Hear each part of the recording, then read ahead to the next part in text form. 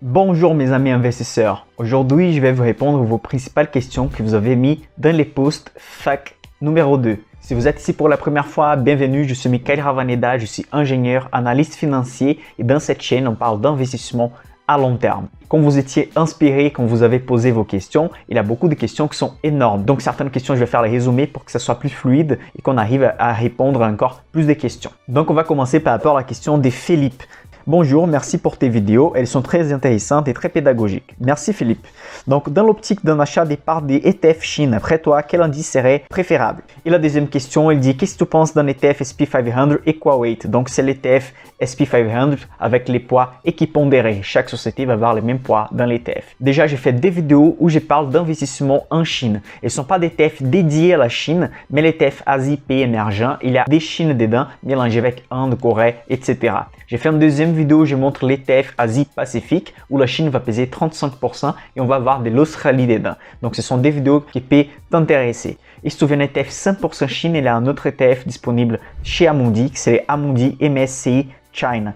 Mais faites attention car il est très concentré sur 5 sociétés. En fait, ces 5 premières sociétés de top 10, elles vont peser environ 50% dans les portefeuilles. Donc je te recommande de regarder et analyser cet ETF-là, mais aussi mes 2 vidéos précédentes où je parle d'ETF Asie pays émergents et Asie Pacifique. Par rapport à la deuxième question liée au SP500, donc est-ce qu'il est conseillé, est-ce que c'est bon d'investir dans l'SP500 où chaque société va avoir le même poids dedans? Parce que je vous explique, l'SP500, donc l'indice américain, il va surpondérer la capitalisation. Plus de capitalisation, plus d'argent vaut une société dans la bourse. Si la capitalisation est très élevée, les poids dans l'SP500 va être plus élevé. Donc, si on choisit un ETF qui va équipondérer les poids, on va voir que chaque société va peser 0,2% et pas par exemple 6 ou 7% comme Apple, elle pèse dans l'SP500 ou même plus, ça dépend de l'époque, ça dépend du niveau de valorisation. Donc, avec l'SP500 équipondéré, on va voir que les grandes sociétés ou les plus petites sociétés de l'indice vont avoir les mêmes poids. Cet ETF est rééquilibré tous les 3 mois. Donc, vous imaginez par exemple qu'une société va prendre 5% dans 3 mois à cause de nouvelles technologies, etc. Là, après 3 mois, ils vont en fait équipondérer à nouveau. Donc, ils vont diminuer les poids de cette société. Ils vont rééquilibrer vers les autres sociétés qui avaient perdu des poids. Donc, ça va limiter beaucoup aussi les sociétés gagnantes. En fait, ça va faire une prise des gains des sociétés qui vont beaucoup monter et faire un réinvestissement sur les sociétés qui sont moins cotées ou les sociétés qui n'ont pas performé bien les 3 derniers mois. Donc, il y a un avantage et un inconvénient. On va limiter la croissance des sociétés qui vont prendre de la valeur très rapidement, mais on va rééquilibrer plus rapidement aussi. Un deuxième avantage, c'est qu'on va mettre plus de poids sur les sociétés moyennes et petites. Bien sûr que dans la SP500, il n'y a pas des small caps vraiment, parce que même la plus petite société, elle a un poids important de capitalisation. Mais on va mettre plus de poids sur les moyennes et petites sociétés par rapport à l'indice normal qui va surpondérer les grandes capitalisations. Du coup, comme une petite et moyenne société ont un potentiel plus élevé à long terme, ça peut être intéressant. Pour te montrer les résultats historiques, je vais vous montrer l'image suivante. Donc ici en bleu, vous pouvez voir en fait l'indice de référence équipondéré et en orange, l'SP500 normal. C'est lui où la capitalisation plus élevée va avoir plus de poids dans les portefeuilles. Du coup, vous pouvez voir qu'entre 2009 et 2011, l'SP500 équipondéré a performé beaucoup mieux. Pourquoi? Parce que comme cet indice, en fait, il va équipondérer les moyennes et petites sociétés, en fait, la récupération de ces types de marchés, de ces types de tailles de sociétés, s'est fait de manière beaucoup plus rapide. Vous pouvez voir que quelques années d'après, le marché il continue aussi entre 2012 et 2014, mais on n'a pas une récupération très rapide, les deux indices vont avoir une performance très semblable. Par contre, dans des marchés en chute comme 2015-2018, l'indice équipondéré, normalement, il va perdre plus de valeur. Car en fait, il va mettre plus de valeur sur les petites et moyennes sociétés. Et normalement, dans les périodes de crise, ce sont les grandes sociétés qui arrivent à être plus stables. Si on vit une crise très grave, on perd 40-30% et ensuite on investit sur les équipondérés, peut-être on va avoir un potentiel plus élevé de croissance et de rentabilité. Et dans les périodes de crise, l'équipondéré a la tendance de perdre un peu plus. La deuxième question vient des Babas. Bonjour, merci pour ton contenu. Que penses-tu de l'investissement genre Mintos? Déjà, je vais parler des Mintos, trading, D112, etc. dans une autre vidéo. Donc ensuite, on attaque à la deuxième question, que c'est dernièrement, plusieurs personnes dans le monde des finances ont évoqué la formation dans plusieurs ETF des crypto-monnaies. Quel est ton avis là-dessus? Penses-tu que ça serait bien? Que penses-tu des cryptos? Cordialement.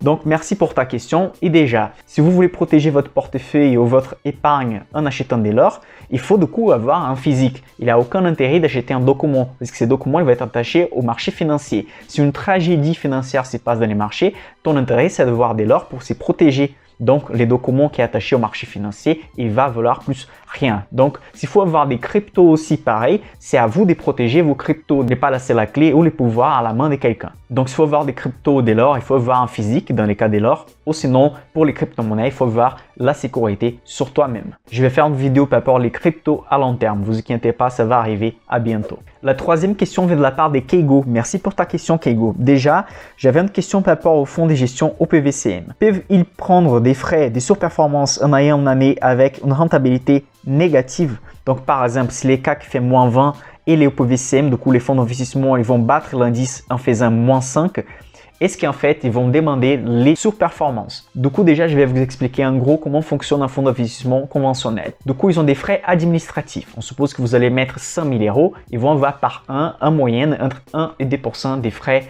administratifs. Du coup, ça sera pris cette valeur, peu importe si le marché il va monter ou il va chuter. Donc, on suppose en fait que ça va être 1% juste pour faire les calculs plus facilement dans cette vidéo. Donc, 100 000 euros, vous allez investir. On suppose que dans l'année que tu as investi, tu avais acheté 100 000 euros. Les marchés, l'indice de référence, il n'a pas changé. Du coup, il a monté, il a descendu, mais à la fin de l'année, il a terminé dans le même endroit à 100 000. Mais la sélection d'actions du fonds d'investissement a fait 10%. Du coup, vous allez avoir 110 000 euros d'investissement dans les fonds d'investissement. Sauf que vous prendre 1% des taux administratifs. Donc, vous allez rester avec 108 900 euros. De cette partie-là, ils ont battu les marchés. Du coup, ça dépend en fait du pourcentage qu'ils vont prendre par rapport à la surperformance. La majorité des fonds vont prendre entre 10 et 20%. S'ils vont prendre 20%, en fait, ils vont prendre 20% par rapport à la valeur qu'ils ont battu les marchés. Du coup, ils ont battu le marché dans ces cas pour 8 900 euros. Du coup, ils vont prendre 20% de cette valeur et vous allez rester avec les restes. Mais moi, je préfère questionner les frais administratifs. Je préfère payer des frais administratifs beaucoup moins élevés si je vais investir dans un fonds d'investissement et payer réellement des frais de performance, même des 20%. Parce qu'en fait, il faut avoir des skin the game, donc la peau en risque. Il faut que les gérants aient une motivation pour battre les marchés. Sinon, simplement, il va acheter un portefeuille qui va avoir une corrélation très élevée avec les marchés. Il va prendre des frais administratifs et il va rester tranquille avec son bon salaire. Donc, je préfère qu'il ait la motivation d'avoir un frais de sous-performance. Comme ça, il va essayer de battre les marchés. Bien sûr, il va prendre une partie de notre rentabilité, mais ça sera une partie de la rentabilité au-delà de la valeur du marché. Donc, c'est par rapport à une valeur qu'il a battu le marché. Donc, c'est plus intéressant. Bien sûr que les frais des fonds d'investissement sont très élevés. C'est très compliqué de trouver un bon fonds d'investissement. Je pense que si vous voulez investir dans un fonds d'investissement, il faut trouver les bons gérants, les mecs qui vous allez penser ces mecs-là, ils méritent que je mette mon argent dessus, j'ai fait confiance. En France, je connais 2 ou 3 que je pourrais mettre mon argent dedans, mais je préfère faire la sélection par moi-même, car je ne vais pas payer des frais et je peux avoir une performance pareille ou même mieux. Dans une prochaine vidéo, je vais parler d'un des principaux gérants de la France, pour moi un des meilleurs investisseurs de l'histoire de la France, c'est William Higgins. Il gère les fonds d'investissement, indépendance et expansion. Je vais faire une vidéo dédiée à sa méthode d'analyse. Et la méthode que l'utilise, en fait, c'est tirer des plein de ressources académiques et des livres d'investissement, donc de vraies théories financières qui fonctionnent dans la pratique. En revenant sur ta question, en fait, si les fonds ils battent les marchés mais avec une rentabilité négative, ils ne vont pas demander des frais de surperformance. Et en fait, ça dépend des pays, la règle de chaque pays, mais pour la France et pour le Brésil, c'est la même chose. En fait, si vous avez investi de l'argent, ils ont fait des rentabilités négatives, donc vous avez perdu de l'argent pour l'instant, ils vont demander des frais de performance seulement quand ils vont battre les derniers niveaux plus hauts qu'ils avaient. Et à partir de ces niveaux-là, qui vont rattraper en fait la chute, ils vont demander des frais de surperformance. Donc, c'est ta question concerne simplement si les marchés vont être négatifs et quand même ils vont battre les marchés négatifs. Non, ils ne vont pas demander des frais de performance. La quatrième question vient de la part de Jubanaz. Salut, merci beaucoup pour les savoirs que tu nous apportes. C'est moi qui te remercie et j'aime bien ton petit accent. Ah, je pense que c'est que toi, Jubanaz. Ma question porte sur ton avis par rapport aux penny stocks. Bonne idée ou pas? Merci beaucoup. Bon, déjà, un penny stock, ce sont des actions qui, normalement, les cours de l'action vaut moins de 1 euro, au moins de 1 dollar. On peut dire que même les penny stocks vont jusqu'à 5 euros, 5 dollars. Donc, ce sont des actions qui possèdent en fait un cours pas élevé. Moi, je n'aime pas analyser la société par rapport aux cours de l'action. Parce que vous pouvez imaginer une société qui a 10 milliards d'actions disponibles dans les marchés, fois 1 euro que ça coûte à ces moments, ça veut dire que la capitalisation, c'est des 10 milliards d'euros. C'est une grande capitalisation de coût, c'est pas une petite société. Par contre, on peut avoir une société qui a 100 millions d'actions disponibles dans les marchés et chaque action coûte 100 euros. Du coup, dans ces cas, on va trouver aussi des milliards de valorisation. Du coup, les deux sociétés que j'ai donné l'exemple vont avoir les mêmes poids dans les marchés. Du coup, il n'y a aucun intérêt d'investir en regardant simplement les cours de l'action. Mais si vous analysez par exemple des small caps, c'est naturel que tu vas trouver en fait des cours d'action qui sont pas élevés. Mais là, on va analyser d'abord l'analyse fondamentale pour après regarder combien ça coûte les cours d'action simplement pour l'acheter. On ne va pas penser à ça d'un premier coup. Bien sûr qu'il y a beaucoup de stratégies, surtout les Américains, ils ont des stratégies, des timings qui analysent certains ratios pour investir dans les penny stocks. Dans ces cas, je préfère faire une vidéo dédiée à ça pour ne pas mélanger les sujets. Mais ça, c'est très risqué et à long terme, je préfère rester simplement avec une bonne analyse de la société. Je préfère penser d'abord à la société et au ratio qui simplement au cours de l'action qui ne savait rien dire toute seule. La prochaine question vient de Guillaume avec un H. Donc Guillaume, il a posé une question énorme comme vous pouvez voir et maintenant je vais vous résumer. En fait, sa préoccupation c'est par rapport aux achats mensuels d'actions. Est-ce qu'il faut investir sur toutes les sociétés de portefeuille chaque mois? Comme ça, on va avoir des frais plus élevés car on va acheter en fait, on va payer des frais pour chaque achat qu'on fait. Ou sinon, il faut investir sur une société par mois. Dans un cas, vous allez avoir 12 sociétés dans les portefeuilles. Dans ce cas, vous allez renforcer une société par un. Ou sinon, il demande s'il faut mixer tout ça. C'est quelle stratégie? Bon, déjà, je préconise qu'il faut avoir un portefeuille bien diversifié. Et je vais donner un exemple d'un portefeuille d'actions. Donc, imaginez que vous allez établir un poids cible pour chaque action. C'est très important d'établir un poids cible. Ça aide beaucoup à faire le management du portefeuille. Donc, on suppose en fait qu'à chaque mois, vous allez acheter 3 à 4 actions. Donc, vous n'allez pas acheter les 12, mais non plus vous allez acheter seulement une ou deux. Normalement, on va acheter entre 30 à 40% du portefeuille à chaque mois. Donc, si vous allez avoir 12 actifs dans les portefeuilles, vous allez acheter entre 3 et 4 par mois. Les mois prochains, vous allez acheter 3 ou 4 et après les mois prochains, 3 ou 4 jusqu'à fermer les portefeuilles. Bien sûr, tu vas donner la priorité pour les actifs qui ne sont pas bien équilibrés. Donc, si les poids cibles qui tu as établis est loin en fait de la valeur réelle du poids dans les portefeuilles, tu vas donner la priorité pour ce type d'actifs. Et aussi éviter d'investir 3 mois d'affilée sur les mêmes actifs. Donc déjà pour résumer, tu prends la totalité de ton portefeuille, il y a 12 actions. Vous allez calculer entre 30 et 40%. C'est la quantité d'actions que tu vas renforcer chaque mois. Donc entre 3 et 4 actions par mois. Tu vas investir aussi sur les sociétés qui ont perdu plus de poids par rapport aux poids cibles qui t'avaient établis. Et tu vas éviter d'investir 3 fois d'affilée, 3 mois consécutifs sur une même société. Comme ça, tu évites de surpondérer sur une société, surtout avec les mauvais timings. Quand tu investis sur les sociétés qui ont un écart par rapport aux poids cibles aussi, tu vas rééquilibrer les portefeuilles. Et en investissant sur 3 ou 4 sociétés par mois, tu ne vas pas dépenser beaucoup d'argent avec les frais et le management va être plus facile. La prochaine question vient de la part de Nazim. Nazim demande, encore une fois, merci pour tout ce que nous apporte. Merci à toi, Nazim. Ma question concerne la Fed. Aujourd'hui, les taux d'intérêt sont historiquement bas. Est-ce que la situation peut se maintenir sur la durée ou on a une tendance de s'inverser? Déjà, par rapport à la Fed, on ne peut pas savoir. Ça va dépendre des pouvoirs du gouvernement, c'est que la Fed va décider, c'est que le président américain va décider. C'est pas à nous de deviner. Déjà, des taux à 0%, des taux négatifs comme on a au Japon, en Allemagne, c'est une aberration financière. Avoir des taux négatifs, c'est la même chose qui dit aux épargnants que c'est mieux de dépenser l'argent maintenant qu'il pour garder pour demain. Ça a aucun sens des finances, ça a aucun sens avec la mathématique financière. Donc déjà, on peut dire que la tendance naturelle de la finance, c'est augmenter les taux d'intérêt. Mais on ne sait pas combien ça peut augmenter. Simplement 0,5, simplement 0,1. Est-ce que la tendance pour l'éternité, c'est de rester entre 1 et 2%? On ne sait pas. Pour les investissements, une chose qu'il faut faire attention, c'est par rapport aux dettes des sociétés. Si l'endettement est lié au taux d'intérêt et les taux d'intérêt peuvent augmenter et augmenter du coup la dette de la société, ça peut causer des grands problèmes. Surtout qu'avec des dettes plus élevées et s'ils n'arrivent pas à augmenter les bénéfices et la marge nette, ça va causer une boule de neige des dettes. Donc surtout à ces moments, évitez d'investir sur les sociétés qui sont très endettées. J'ai fait une vidéo aussi, je vous montre comment analyser la dette des sociétés. Je vais laisser dans la description ici-dessus les liens. La prochaine question vient de la part de Quentin. Il demande, dans une de tes vidéos, tu expliques qu'il faut éviter les actions corrélées. Comment fais-tu la différence? Par exemple, électricité, si on investit sur Schneider, signifie Iberdrola, corrélé ou pas corrélé selon toi? Siemens et Siemens Healthineers, même groupe, donc corrélé, même si le secteur d'activité est différent.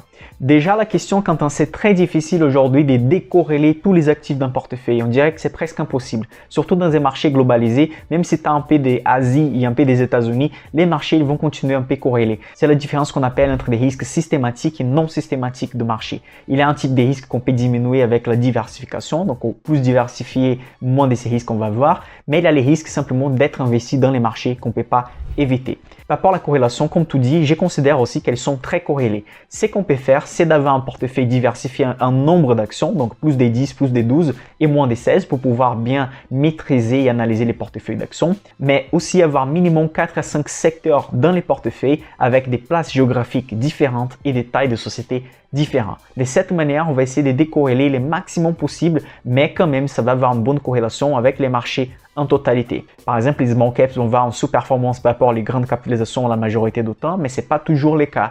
La même chose dans un secteur de l'électricité par rapport à la technologie. Ça peut s'inverser dans période de crise, comme les actions défensives comme Danone vont performer ou défendre les portefeuilles mieux qu'une action de technologie. Donc, le simple fait d'avoir plus de 10 actions, avoir plus de 4 ou 5 secteurs dans places géographiques différentes vont aider beaucoup à décorréler les parties du portefeuille. Mais oui, normalement, on peut voir des corrélations des sociétés, même si elles sont des secteurs différents. Donc, c'est à toi d'analyser combien de corrélations très fortes tu peux avoir dans les portefeuilles pour essayer de rééquilibrer mieux les portefeuilles. La prochaine question vient de Nicolas. Bonjour et merci pour tes vidéos. Que penses-tu d'ETF à gestion active, par exemple, ce qui propose pour ARK? Merci d'avance, Nicolas, de Belgique. Merci à tout le monde qui regarde mes vidéos de la Belgique. J'ai vu que 8% des gens qui regardent ma vidéo viennent de la Belgique. C'est un très beau pays, j'ai déjà visité. Je compte faire bientôt une analyse du marché de l'indice belge dans ma chaîne. Donc, par rapport à la question de Nicolas, il parle des ETF actifs. Les ETF actifs fonctionnent comment? C'est comme un panier d'actions qui va suivre l'indice des références, mais il va avoir un gérant où il va décider de mettre plus de poids dans certaines sociétés de l'indice. C'est comme si prendre les CAC 40 et à la place simplement de suivre les CAC 40 comme il faut, ils vont essayer de mettre plus de poids par exemple sur Sanofi, ou mettre plus de poids sur Louis Vuitton, sur la société que les gérants souhaitent. Mais il doit avoir une stratégie pour choisir ce type de société qui s'est décrit dans les documents, qui va décrire en fait les fonctionnements de l'ETF. Je trouve très intéressant si tu es d'accord avec la philosophie qu'il y a arrière et si les frais ne dépassent pas les 0,7 ou 0,6 par 1. La prochaine question vient de la part des Ademar. Quelle place donnes-tu à la morale dans la finance? Est-ce que tu trouves juste de ne pas investir dans certaines sociétés dues à leur secteur, drogue, armes, etc.? Déjà, c'est une question très polémique et philosophique, parce que c'est quoi la morale et c'est qui donne la morale? Par exemple, chacun avec une religion différente va avoir une morale différente. Moi, comme je suis né au Brésil, peut-être des choses que j'ai apprises là-bas par rapport à la culture va être différentes de quelqu'un qui est né au Japon, en Australie ou en France. Si on part sur l'État pour voir la référence que si l'État fait des lois et les lois sont morales, donc par exemple, ce que l'État dit, c'est correct ou pas correct, là, on peut aussi avoir des questions. Comme, par exemple, les États, ils ont autorisé l'esclavage. L'État allemand a autorisé ce qu'on connaît très bien, ce qui s'est passé pendant la Deuxième Guerre. L'État aussi interdit les femmes de voter. Donc, est-ce que l'État, il est aussi la référence des morales? Donc, si l'État, il dit que les drogues, elles sont interdites, est-ce que vraiment ça c'est moral simplement parce que l'État il dit? Et là, je préfère rester sur l'opinion de chacun sur chaque domaine. Du coup, par exemple, il peut y avoir un investisseur qui va investir sur un secteur qui vend des armes, un autre va investir sur un secteur qui va vendre des drogues. Il y a des investisseurs qui sont contre ces deux types de secteurs. Je pense que chacun a les droits et la liberté de faire ce qu'il veut. Je pense que c'est pas parce que je n'aime pas une chose que je vais dire que les autres sont interdits de les faire. Et en parlant de ces sujets, bientôt je vais faire une vidéo, je vais analyser les marchés cannabis, les principaux ETF et les principales entreprises pour investir dans ces domaines pour ceux qui les souhaitent. Il y avait beaucoup d'autres questions que je voulais répondre dans cette vidéo, mais ce sont des questions même qui méritent une seule vidéo pour chaque question. Comme la question par exemple de l'Arbi où il parle en fait que le marché il est loin de la réalité, est-ce qu'on vit une bulle, etc. Donc ça c'est un sujet que je voulais toucher dans une seule vidéo. Donc merci à tout le monde qui a envoyé des questions. J'ai lu toutes les questions, je vais les répondre pour celles qui ne sont pas dans cette vidéo et je vais dédier même une vidéo spécifique à chaque bonne question que j'ai reçue dans les derniers posts. Je suis Michael Ravaneda et on se voit à la prochaine.